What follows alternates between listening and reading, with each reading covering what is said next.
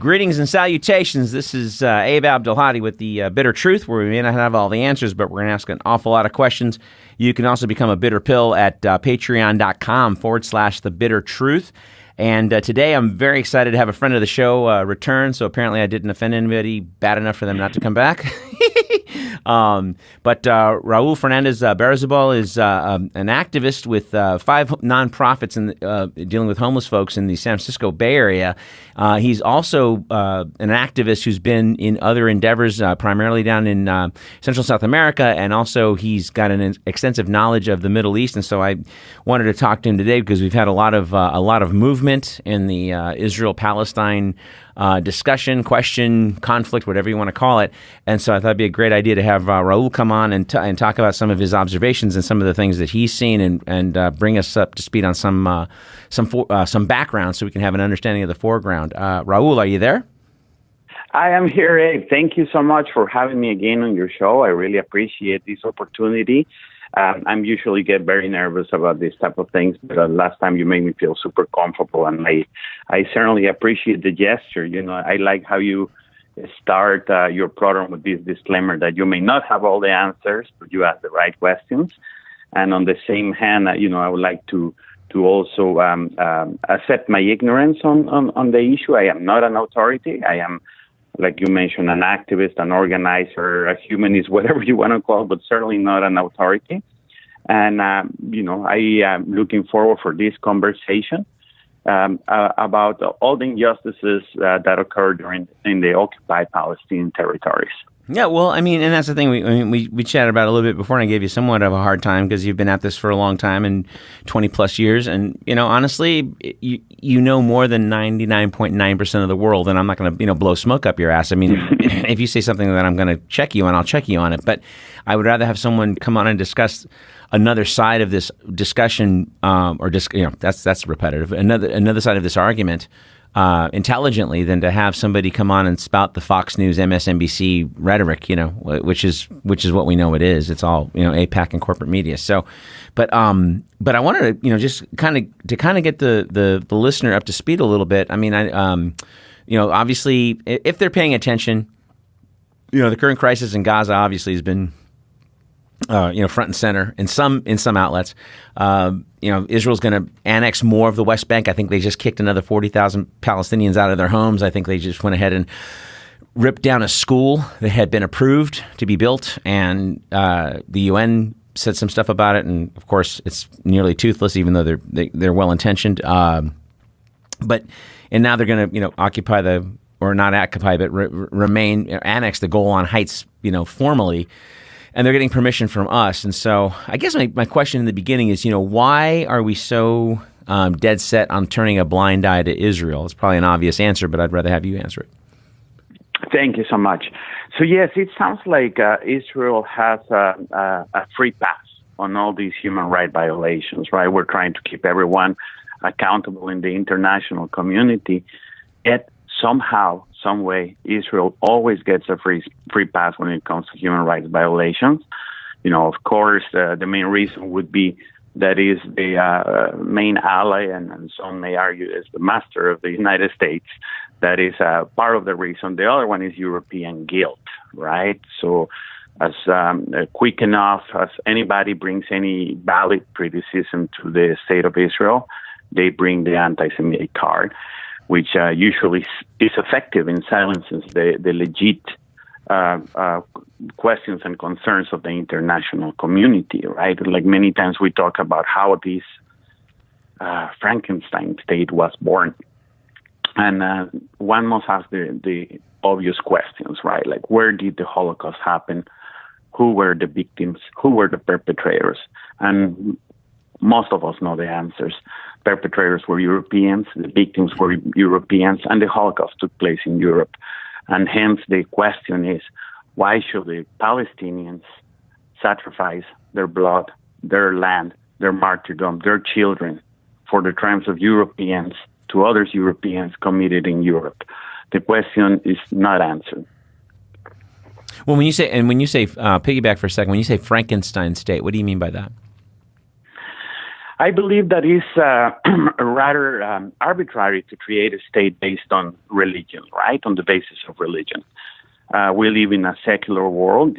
In theory, this state was created by the partition plan by the UN in 1948, which arbitrarily gave 55 of the territory of historical Palestine on the British mandate to the Jews. So first, it's a legal problem in the way I see it, because the UN does not have the legal powers to partition or create states. It's as if I am selling or giving away your property. That doesn't belong to me. I cannot dispose of your property. And the same token, like Israel doesn't have. I mean, the United Nations doesn't have the powers to create states. Then it's like a state based on religion, right? That brings a whole lot of different problems to the table. So here we are. If the basis of the creation of Israel are religious or based on the Holocaust, either way, they're both fallacies, right? Because if you create a state based on religions, that sets a very dangerous precedent, right? Why do we create a state for the Jewish people but not one for Rastafarians? Why not a state for Zoroastrians? Why not creating a state for Seventh-day Adventists or people from the Elvis Presley Church, right? So that creates... Sorry. That's funny. They call themselves Presbyterians. I thought it was a joke, but no, in fact, there is a religion around Elvis Presley. Well, God bless America. God bless America right there. Tell you. So that is part of the reason why I represent this state as a Frankenstein. It's an aberration in and by itself. Well, particularly when you're displacing 5 million people in order to accommodate mostly Europeans. And people. Well, and that was a question I hear. Something I hear all the time. Because conservatives hate the UN traditionally, but yet conservatives are so pro-Israel, it's ridiculous. And a lot of Democrats too, obviously. And I don't mean pro-Israel like I'm not anti-Jewish. I'm just talking about pro-Israel, like you give them a pass to do roughshod over anyone that they see fit, not subscribe to IAEA inspections. They've got 500 nukes. We don't question that at all. It just goes on and on. But the conservatives hate the UN. Yet the UN and Britain formed Israel. You said a second ago it's not legal for the UN to create states. What was Britain's argument to create a state out of a territory that they had barely occupied 30 years? Yeah, I think the concept that was presented to the world and bought by the world in the majority was that the Jewish people had just gone a Holocaust in Europe and they needed a state where they could be safe, right? Mm-hmm. Which is also exclusionary of all the other people in the world that have suffered genocides, right? We can talk about the Native American nation, right? So here is someone that has been dispossessed of their land and abused for 500 plus years. Why not giving them states, right? So there's been a number of Holocausts on the history, right? Like somehow, some way, deciding it's like to monopolize wars, like Holocaust, right? Mm-hmm. Basically, it's the destruction or slaughter at a mass scale. So we're talking about 200 million Native Americans. Around 60 million people died in World War II, right? Under 6 million of them were Jews. Mm-hmm. So how about all the other ones? Mm-hmm. How about all the 20, 30 million Russians that died? They're not people. Why shall we treat a particular group of people different than the other ones? Like 10 million Congolese were assassinated under the rule of Leopold II of Belgium. I mean, we can go on and on and on, like all the Armenians killed by the Ottomans or the Kurds, you name it. So here we are, once again, creating an exceptional state for this particular group of people.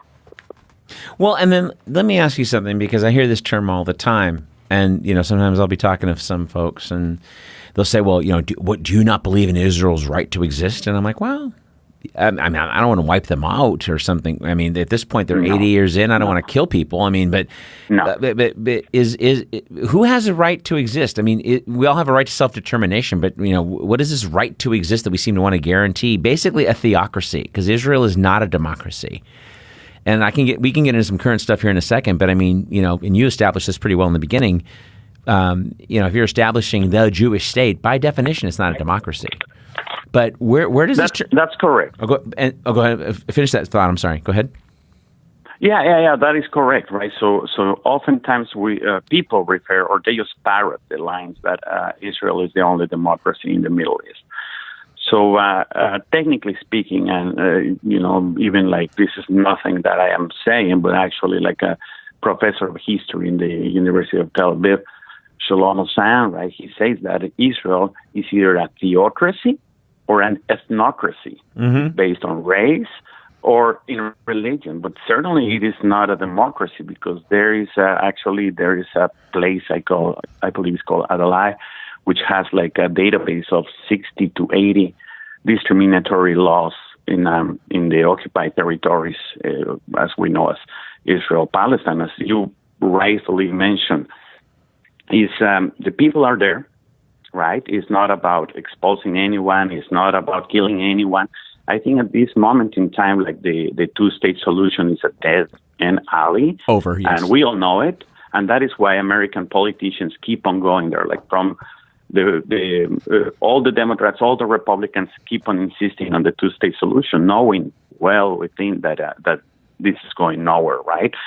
So I guess the solution to this control, because it's very easy to go into the past and point the things that went arbitrary or went wrong, but it's harder to focus on solutions.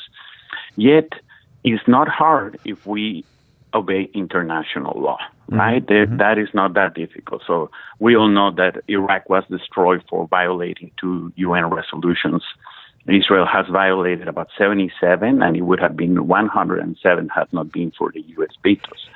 So at this moment, it's just about obeying international law and creating a real democracy in that state in which one person equals one vote, right? And also that brings the other issue of the right to return. So we have 5 to 7 million Palestinians in the Palestinian diaspora around the world, spread around the world, that want to go back home. And the right to return is observing international law. So why creating all these exceptions to the law? That is problematic. The solution is just in obeying international law and becoming a true democratic state. But the Zionists are invested in keeping the ethnic purity or religious purity of a state. And that is an aberration in 2018. Well, okay, so let me ask you something really quick. Because you mentioned a minute ago that the UN illegally created a country, but the UN partition of 1947 was never fully implemented. And then the wars of 48 happened, where you had Benny Begin and his boys running around doing the King David Hotel and Deir Yassin and a lot of, basically wholesale slaughter, which always amazes me when a formerly persecuted people, and these are all white Europeans, by the way, can go ahead and start subjugating another people with no sense of irony whatsoever. But the UN declared the 48 actions. They fought 5 countries. And, the narrative Israel likes to pitch is that the 5 countries invaded them. No, the 5 countries were trying to help the Palestinians because you were illegally overrunning their land after you were illegally given a hunk of land. And so if the UN partition was never implemented, and then 1948 is roundly panned by the UN as illegal, why is it that we still continually blind eye support the government of Israel, not the Jewish people? By the way, I'm half Palestinian, so if I'm going to say I'm anti-Semite, I'd have to hate myself. And those of you that know me, because that word Semite got co-opted. You know what I mean? It used to be Semite, people of that region. My dad's a Semite. My grandfather was a Semite. My grandmother's a Semite. So the fuck? So now what? I'm anti-Semitic, so I have to hate myself? It's like, no. It's like, I prefer the term anti-Jewish because it's like, okay, if you don't like Jews and you're a racist, then that's your problem. You're an asshole. But when people throw the anti-Semite trope around, it pisses me off because then it's like, well, first of all, as I just said. And then secondly, it just becomes a crying wolf. At one point, if you're just going to use that as identity politics, like I can't criticize AIPAC for the support of genocidal policies, and then they're going to conflate that with hating Jews. How do you reason with these people?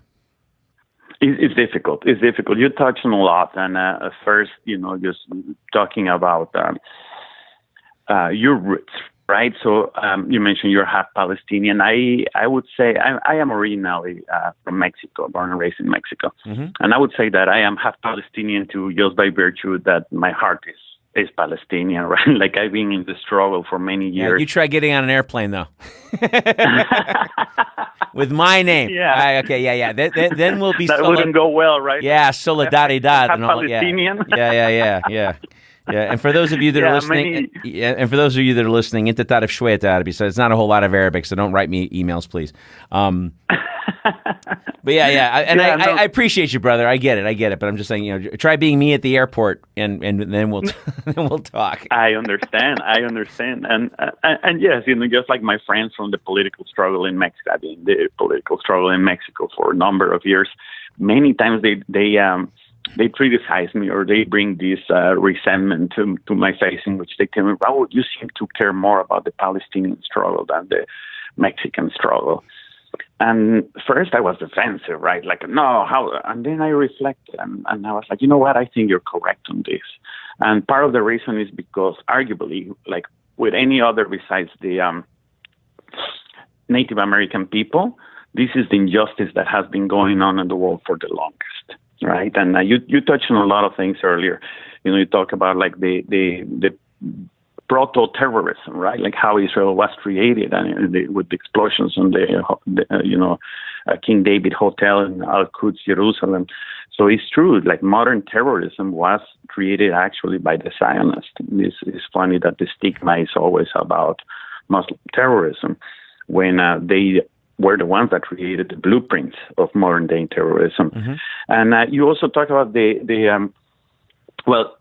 how Israel expanded after the Six-Day War, right? And that is also another case in which they get a free pass from obeying international law, because the United Nations clearly specifies that since 1948, it is illegal to gain territory by war. So here is another exception to this state.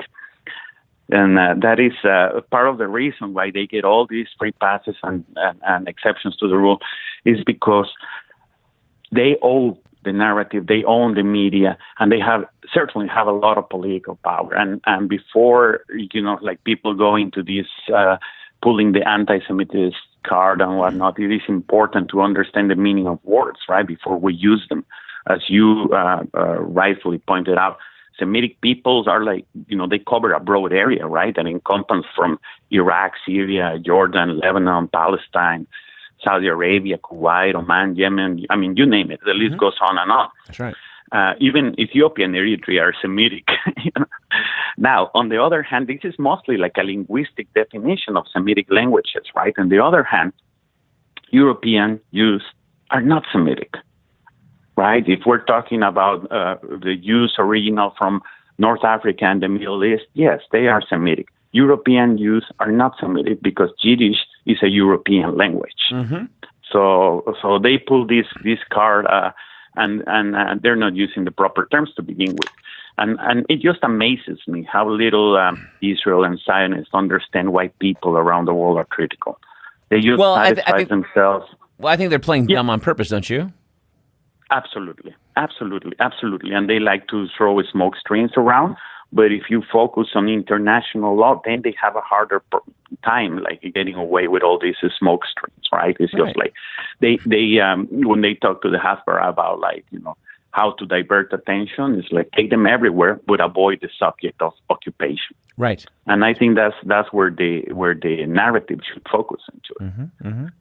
Oftentimes we talk about the right to exist. Do people have the right to exist? Of course, everyone has the right to exist. That is not the issue. The issue is compliance to international law. And we're talking about a state that has been committed illegal occupation, illegal land annexation, ethnic cleansing, genocide, and apartheid for over 70 years with almost total impunity. from the international community. Well, and see, and this is the thing where I have, and I've been on your Facebook page, by the way, and you seem to have cooler friends than I have. So let's just. You're too kind. No. I would like them more on my page because I find myself fighting all the time. I would like to meet some people that agree with me. That'd be nice. I have like 100 people that hate my guts. It's like, okay, how come I can't have Raúl's friends? How come I can't have nice things? But one of the things that some of my conservative pals like to make, and honestly, about 8 or 9 years ago, I was going through some issues with my dad, and in the back of the Congo line department, I was a little bit too pro-Israel for a while. My brother was arguing with me a little bit about that. Not pro-Israel that I should want people to die. I mean, just like I was just giving them a free pass for a while. And what I was doing for a long time was conflating the issues with my father with the the fate of an entire people, and one of the more conservative folks that I know will sit there and this is what and by the way, Ben Shapiro, I've been trying to get him on my show. Ben Shapiro, if you're listening, your people keep telling me that you'll get back to me, so you get back to me. I met you once, a few minutes, we didn't talk, but come on the show. People like him or Dennis Prager will say, well, Palestine has always been a territory, not a country, which it's a falsehood, because under the Ottoman Empire, no Arab country was a country for 500 years. Correct. So they all got their borders after the fall of the Ottomans, and they were subject to Britain and France through Sykes-Picot. And what kept getting put on the back burner was Palestine. Syria got borders, and they got a king or prime minister, whatever. Iran, King Faisal was the first guy in Iran. Iraq got they all got set up with borders and kings and the sheiks, and the Saudis got their piece of land, and we started putting oil equipment, American and British oil equipment, for free, and paying them a lease, and then paying them a royalty, and then they evolved into selling us the oil and owning the machinery themselves. I mean, everybody but Palestine. And that was because of the Balfour Declaration, because Baron Rothschild was like, let's leave that for last, because because Benjamin Disraeli in the 1870s was talking about making Israel out of Palestine. And at one point, even in the 20s, when the Zionists couldn't get any gas, no one wanted to move to Israel or Palestine. Like if you're German in Munich, why are you going to move to the desert with a bunch of Bedouins? You're digging the opera, fuck Jerusalem. I'm digging the opera. I'm drinking good wine. My assistant's, having a good time with me. I'm having sex with my assistant. I got a good life here. Why am I going to move to a majority Muslim area in the desert? Right? And so they were at one point looking at making Uganda into Israel in the 20s, right? And that was a short-lived, about a year Zionist champion thing, because they couldn't get any support. After the Holocaust, obviously, Zionism exploded. But I say all that to say, how is it that the conservative can say with a straight face, ignoring history entirely, that Palestine was a territory, so it was just ripe to be given away? Those are excellent points. And it's true, right? We could elaborate, or we can talk details about how modern states were created. And yes, if you dig, most of them were created in arbitrary ways, right? Mostly like by Europeans randomly dividing, tracing lines among the globe and cutting territories that they have colonized in the past. So yes, most of the states come from some kind of random formula. So once again, it goes about what to do from today on, right? Because the past is going to be impossible to change. And I completely believe that peace is possible in the area.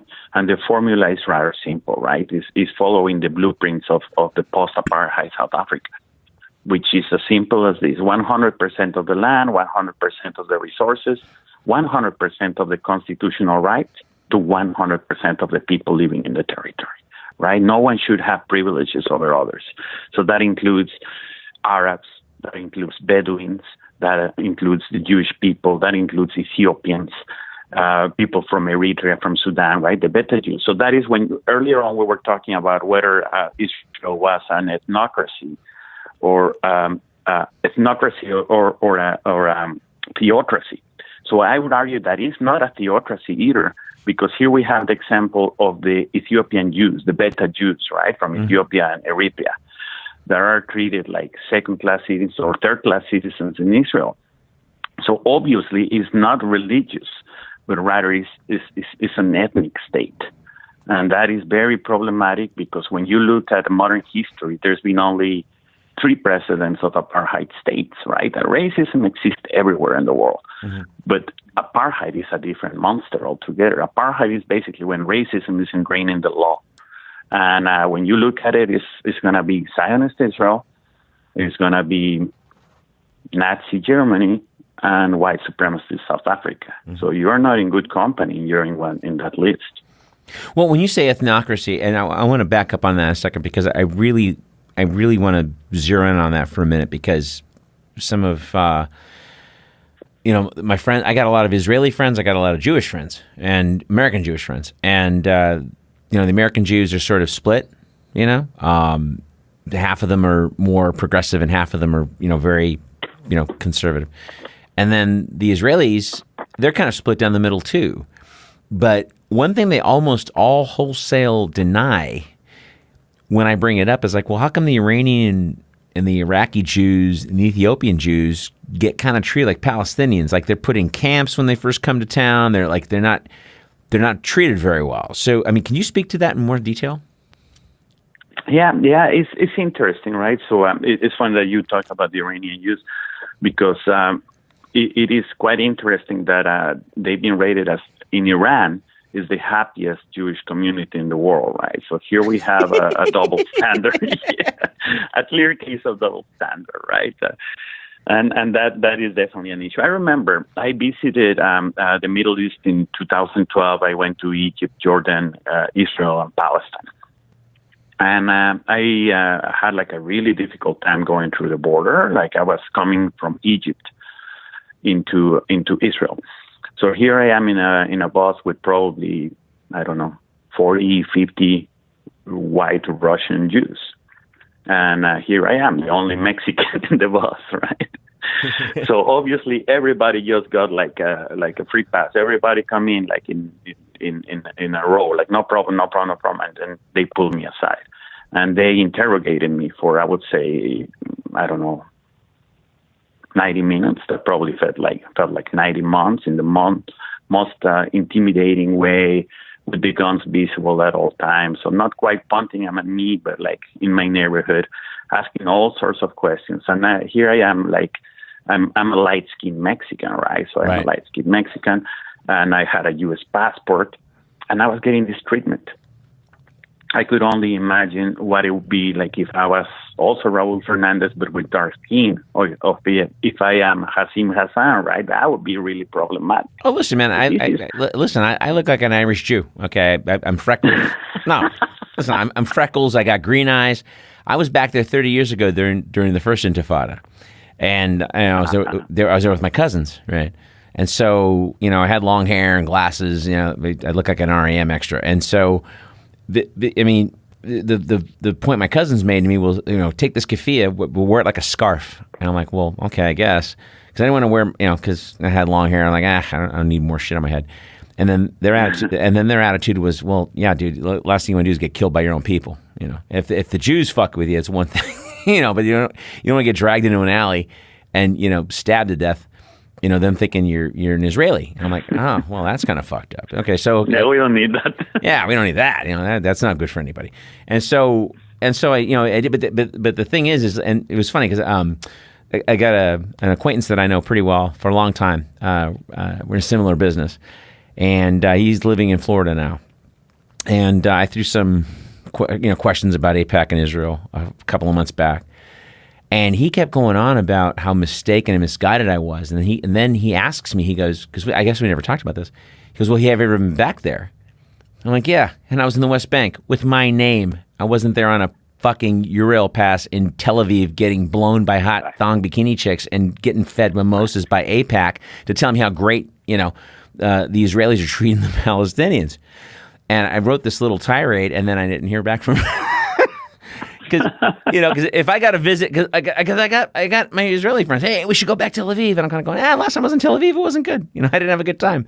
I got derailed at the airport. It wasn't pretty. And so, and we have a good friend in common, a gentleman named Miko Paulette. He's been on the show a few times. A great author, great activist, great heart. He invited me last fall. He was organizing a field trip to go to Israel. And he talked to me about it in person, not just, on an email. We had a conversation about this, and I was like, I don't know, man. And he goes, oh, no, it'd be great. I go, I didn't have a great time when I was there. That would be a wonderful opportunity, Abe. Yeah, I suppose. And that's what he said. And I'm kind of going, and I got family back there too. I can go visit them, but I haven't seen them in like 25, 30 years. But I'm just like, I just, the entire treatment of Arabs is no different, in my opinion, than what I've seen. And I digress, so I apologize. But no treatment or no difference in treatment from what I've seen to the Ethiopian Jew or the Iranian Jew or the Iraqi Jew. I mean, maybe they don't get saddled with the multiple IDs like the Arabs do. But I mean, what are your thoughts on? Excuse me. And I know where you're going to go. You're probably going to say what I'm thinking you're going to say, but I want you to say it because you're the expert. How is their treatment justifiable in their mind when Jews are coming to seek, right to return and everything else like the white Jews do? How come they don't get the same treatment? That's an excellent question. Because I remember on that visit to Israel, right? Like I had just crossed the border, and I am in a bus station, and I'm trying to figure things out. Of course, I don't speak the language.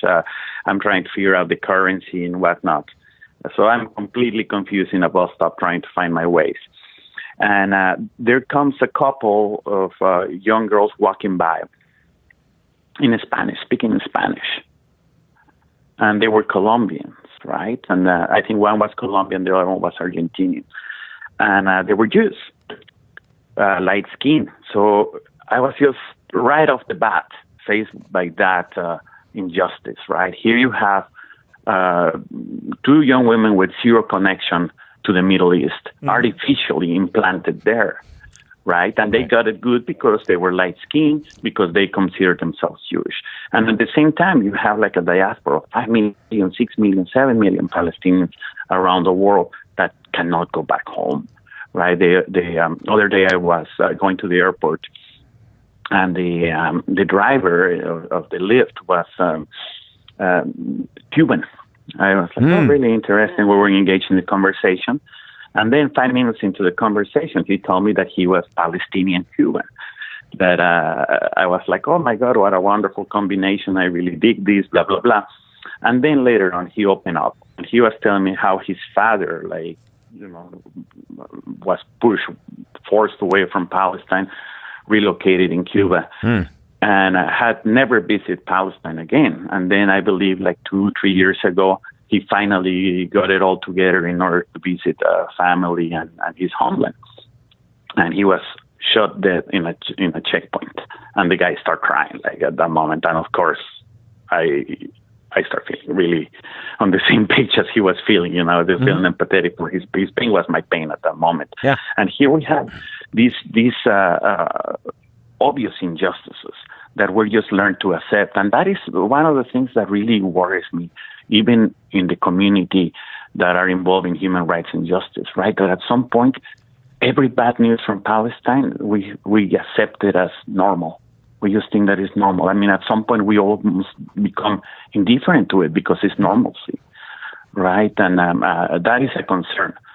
Because if you switch the roles, you will have a complete different reaction, right? If you open the newspaper tomorrow or check in the internet, 20 Jewish kids were killed in Israel, that would be an outrage.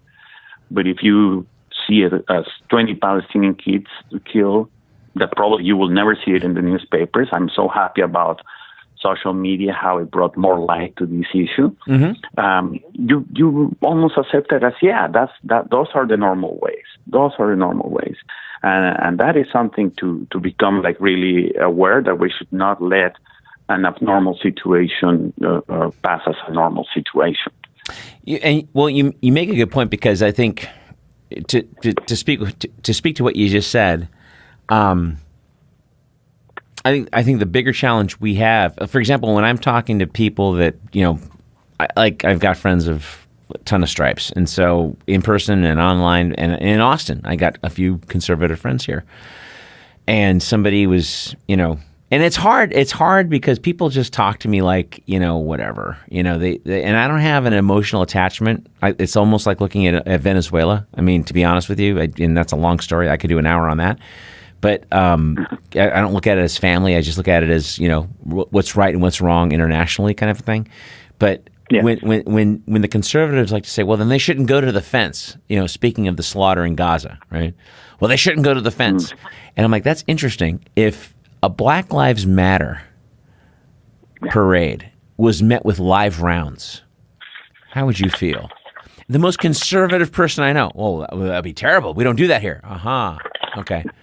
But so you're a fucking right-wing Republican who would, if I open live rounds on a Black Lives Matter movement or Occupy, that you take umbrage with that. But a bunch of Arab kids give a shit. Oh no, they walked into the bullets. They shouldn't be at the fence.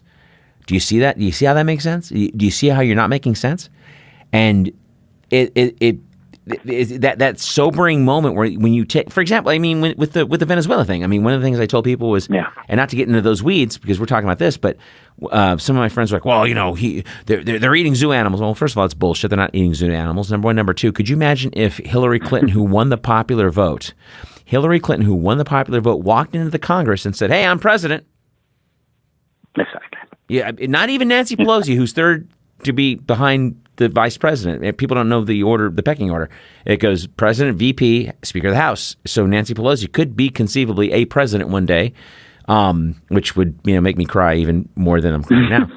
But so if Hillary Clinton walked into the Congress and said, I'm president, and that's it, and invited Russia and China to invade us.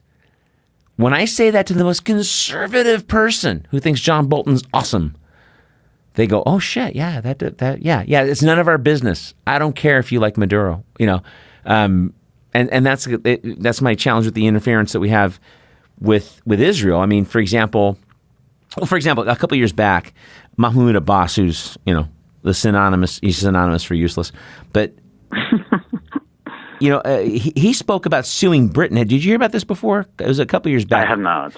He spoke about suing Britain over the Balfour Declaration, right? Because he thought, listen, you guys screwed up the policy of it. You determined a policy which messed with the lives of 700,000 Palestinians, and that's at a minimum. That's a conservative number. Oh, yeah. By being ethnically cleansed from their homes in Palestine. And he was kicking around the idea of suing Britain for reparations to a couple of million Palestinian people. What are your thoughts on something like that? If he was to have the balls to do it, because he's bought off like the rest of them. He's got a palace and an airplane, so I don't think he's gonna be doing anything anytime soon. Abbas is useless. You define him correctly, and not only that, but there's a number of issues around that character, and one of them is that his term expired, I believe, like 10 years ago or something like that. So just from the get-go, the guy is illegitimate and useless as well. And yes, you're talking about these double standards, right? And those are so prevalent in this American society, right? So let's think who founded this United States of America, right? So basically, a bunch of people that left England because they were way too conservative and too much religious freaks for being there in Victorian times, right? So these are like Puritans. And Puritans always are going to have like double standards about everything, right? Here you have, like you mentioned, Black Lives Matter. Yeah, Black Lives Matter, but not in Libya, right? When the regime of Obama and Hillary effectively brought slavery back to Libya, no one was making much noise about that. So these are like a complete set of double standards, right? Like you're talking, everybody's celebrating when the Berlin Wall fell. Well, Gaza is surrounded by 4 Berlin Walls, and we accept that as normal. Mm-hmm. And obviously that is really problematic, right?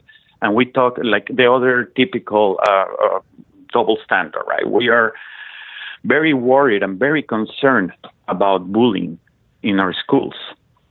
Right, but we're not concerned about being the bullies of the international community. So as we're having this conversation, the United States is bombing at least 7 nations out there, and none of them represent a threat to the United States. All of them are for imperial reasons.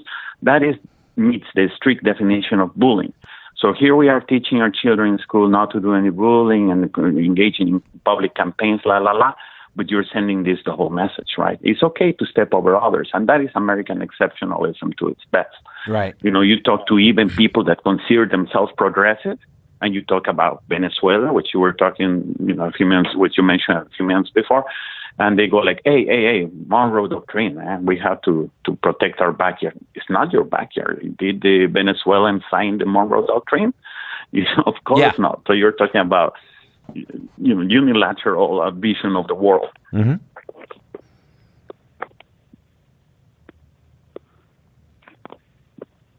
Oh, hello?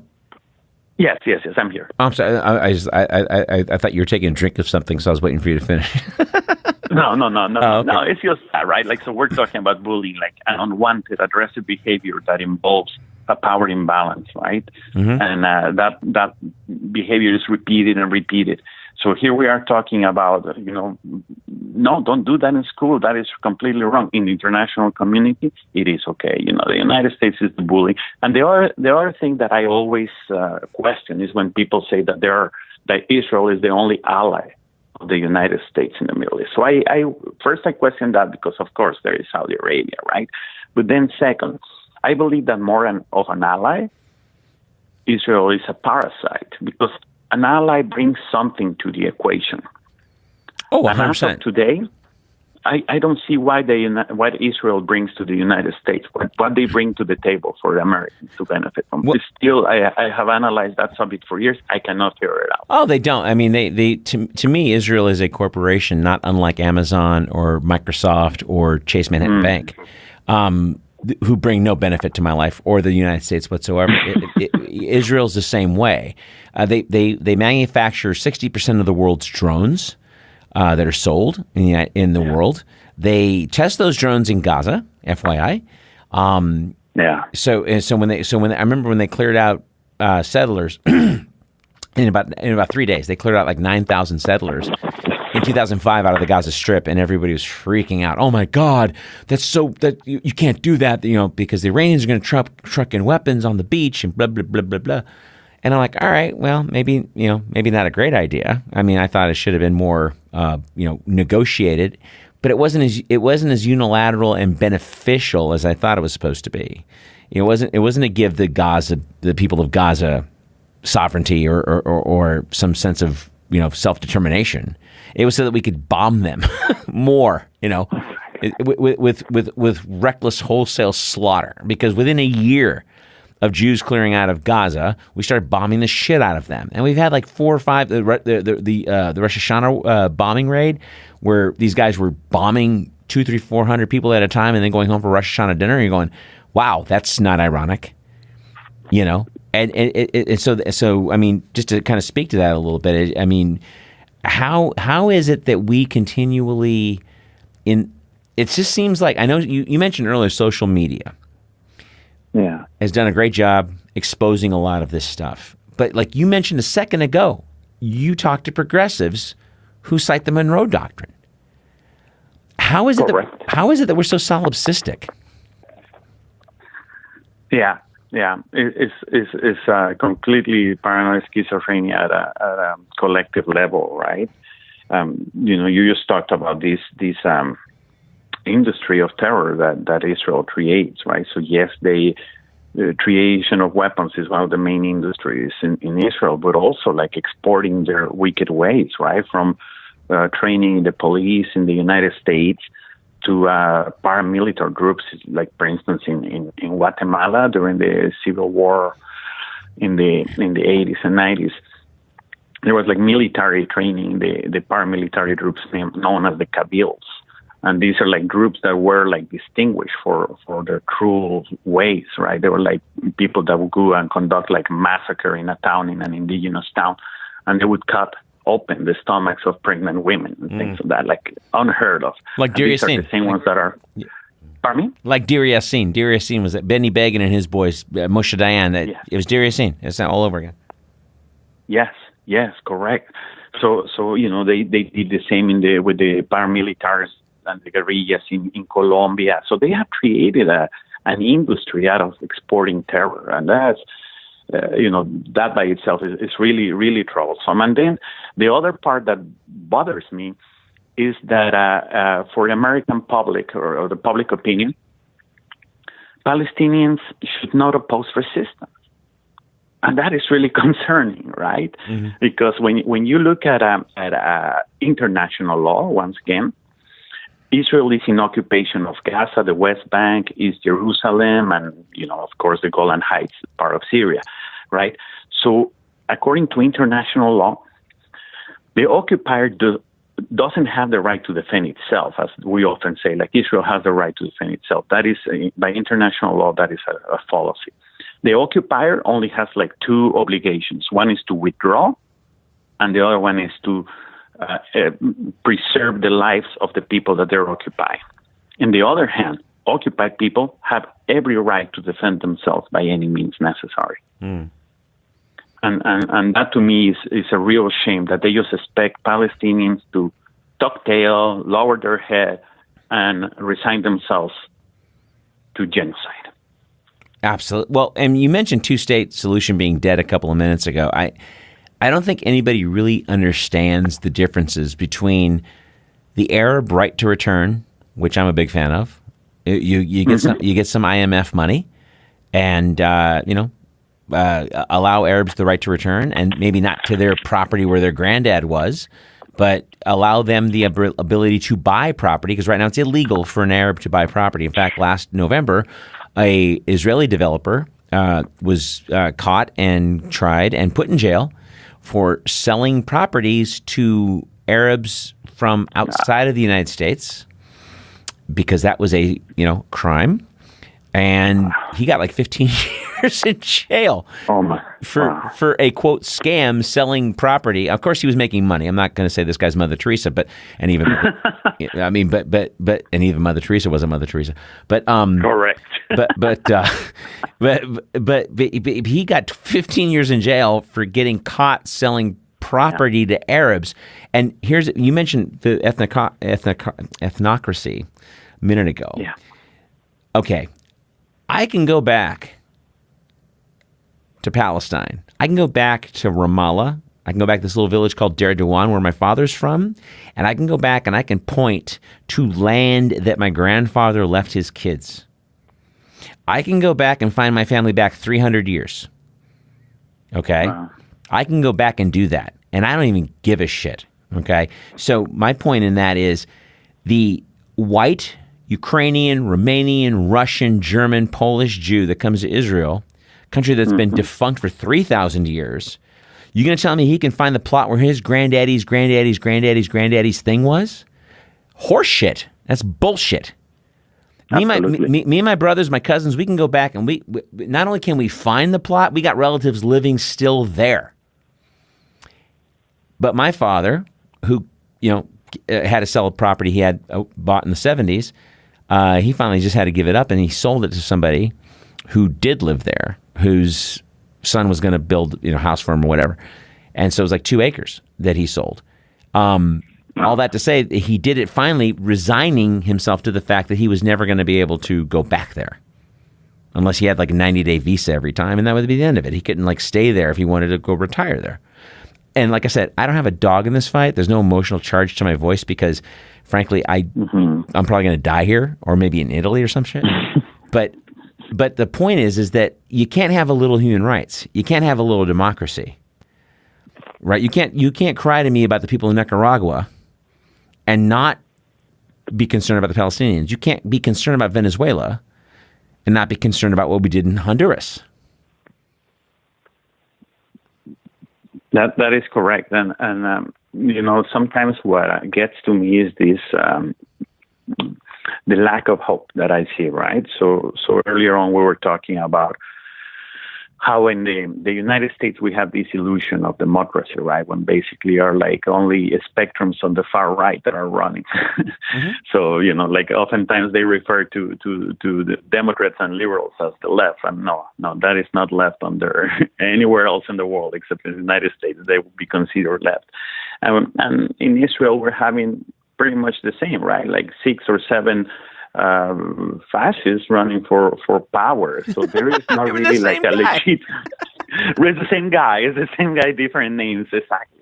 There is no legit opposition. And of course, there are a few Israel individuals that really oppose the occupation, the land annexation, the apartheid, ethnic cleansing, the genocide. And I think they're worth their weight in gold, right? You have had some of them in your show.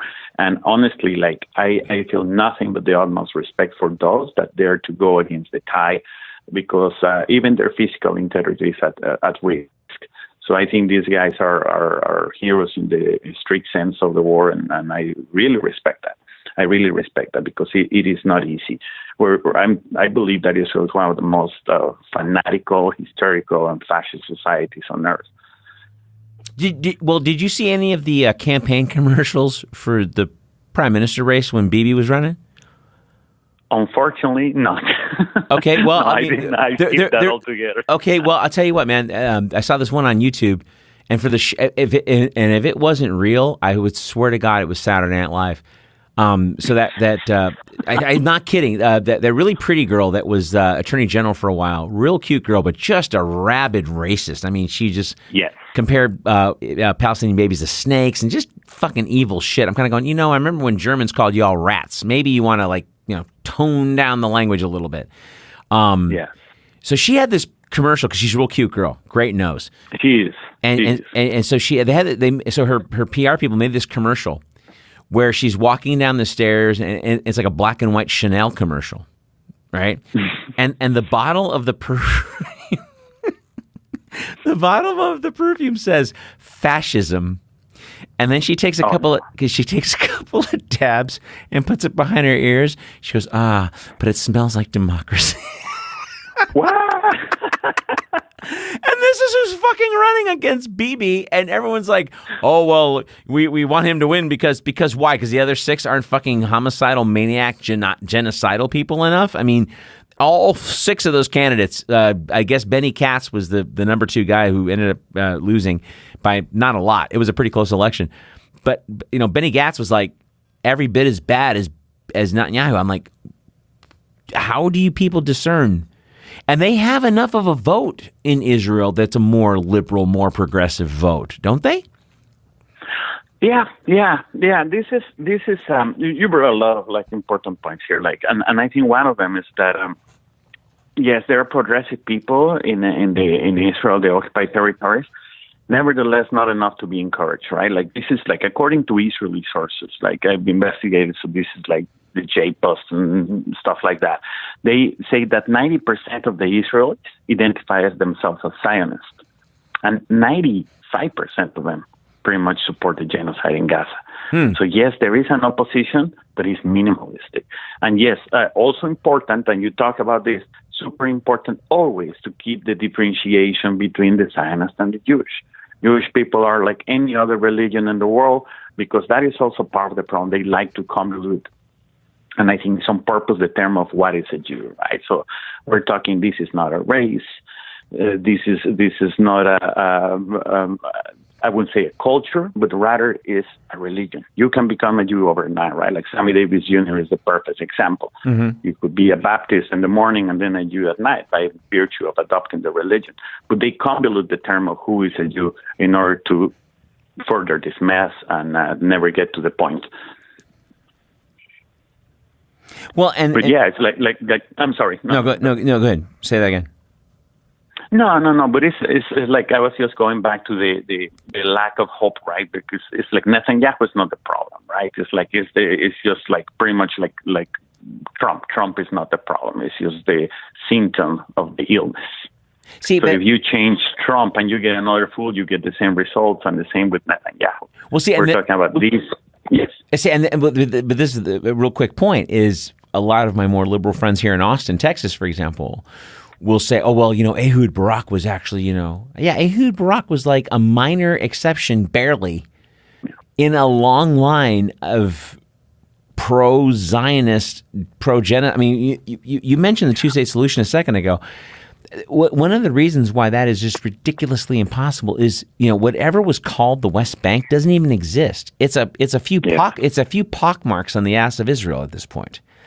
Because, a few years back, I remember chatting this idea with, and by the way, I ran this idea by Miko Peled a few months back, and he kind of laughed at me, but he corrected me why this would ever work.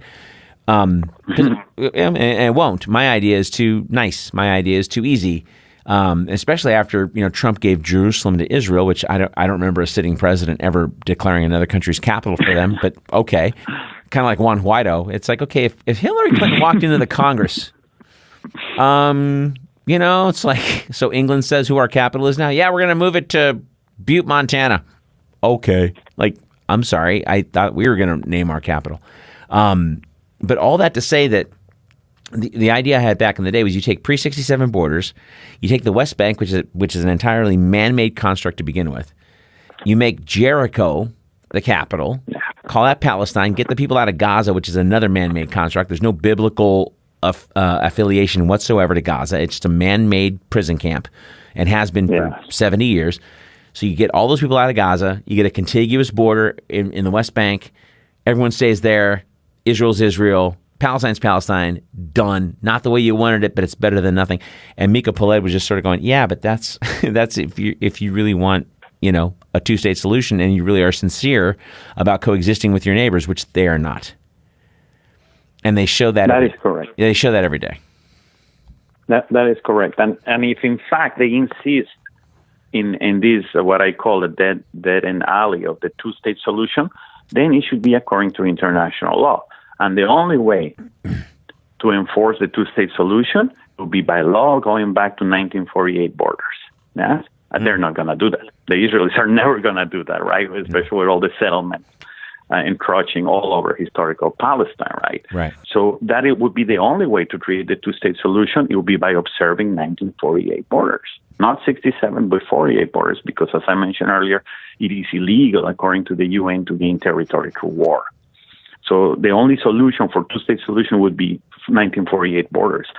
In terms of solutions, of course, we feel powerless sometimes, and most of us, we're limited to spreading the word in social media and engaging in boycotts, right? And that is where we feel a little power is in our hands, because BDS has been, I think, effective within the limits that they have, right? I believe it's, what's his name, Yair Lapid or something like that, which is the finance minister of Israel.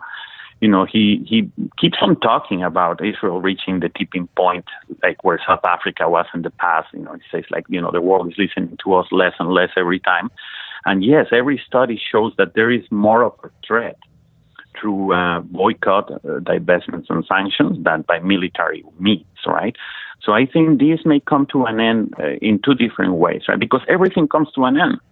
The good, the bad, even rocks come to an end. Yes. So this is also going to come to an end. And I can see it by demographic explosion, right? Pretty much similar to what we see with Mexico and the United States, right? Western Europe, Israel, the United States are not reproducing at the rates that Latinos and Arabs are. So it's either going to be demographic, taking back the land, or it's going to be a combination of factors in which BDS plays a factor as well, or implosion. But we're going to see in the United States, or that is my guess, right? I don't see a military force taking over the United States. I don't see that in the near future. However, I can see implosion because you see all these signs that point out that ancient Rome, right? You see this empire and you compare it to ancient Rome and you do see the similarities. So I believe that also this arbitrary, artificial state of Israel is also prone to implosion.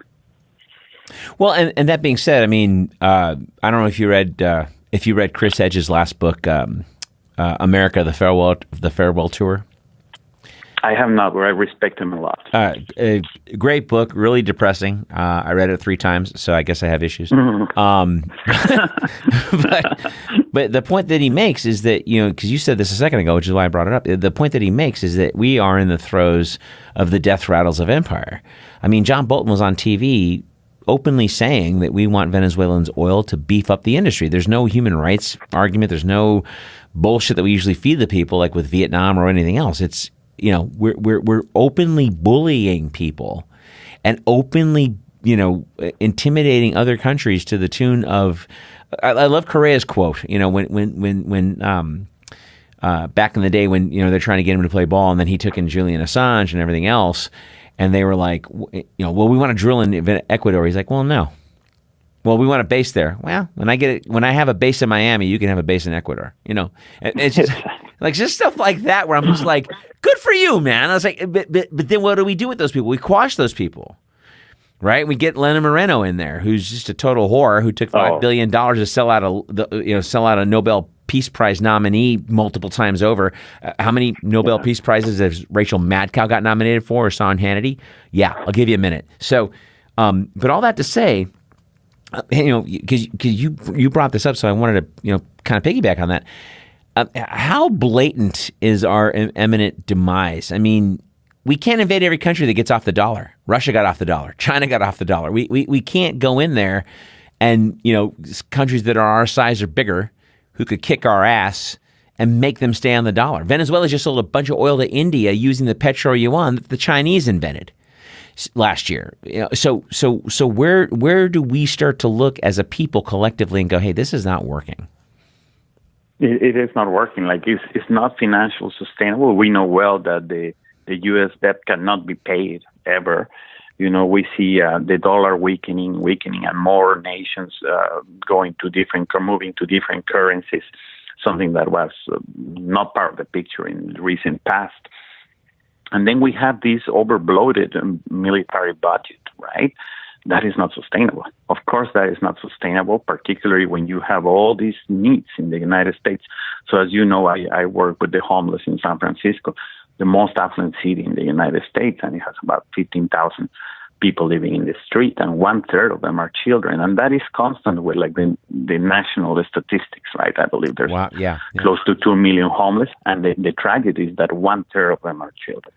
Wow. So then you have all these problems. You have like lack of drinking water in Flint, Michigan, infrastructure decaying, right? Like, I mean, Detroit some compare it with Aleppo, right? That is like this place is falling in ruins. I remember when Detroit was about to go bankrupt, they consider selling the works of Diego Rivera in Detroit, which is like so ironic, right? Like the mecca of capitalism, Detroit, right? The model of the automobile industry and capitalism, resourcing to selling the work of a Mexican communist in order to save themselves from financial trouble. Mm.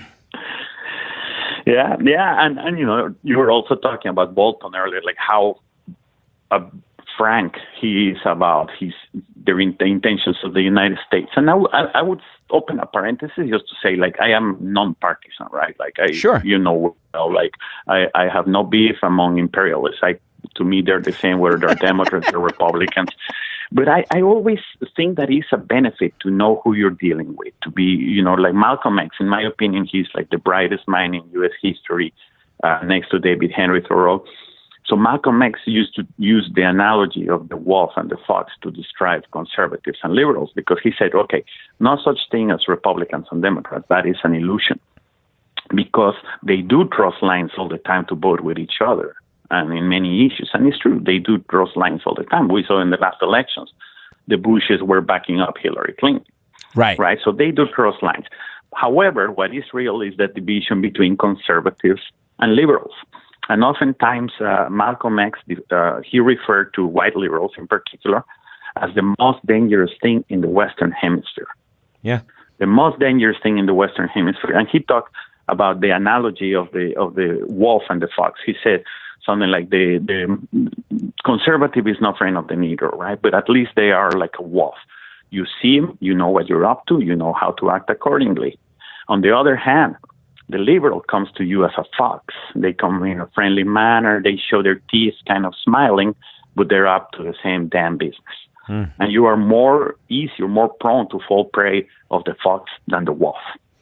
And that's one of the benefits to have, like, someone like Trump in power, that at least people are upset about the very same actions that they were oblivious and indifferent when Obama was in power, when Clinton was in power, you name it.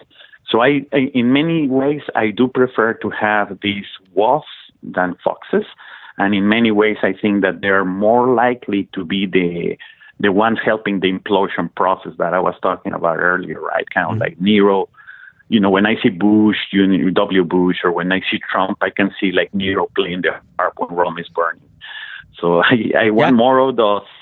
You know, if I'm not going to get my way in terms of an ethical politician running this nation, that I don't see that happening soon, then I prefer to have wolves than foxes. Well, it's like Jim Morrison said, right? I'm going to get my kicks before the whole shithouse goes up in flames. I remember that line. I remember that line. Yeah, and I have to always go there. Why is that? You're so smart. You come on with your smartness, and I come out with my little, cussy things. Folks, my guest has been Raúl Fernández-Berriozábal, and we've been talking about everything: colonialism, imperialism, Israel, United States.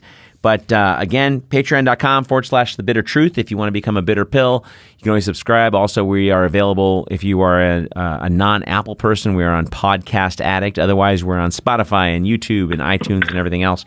And again, guys, if this stuff makes you uncomfortable, it's supposed to. Sleep tight.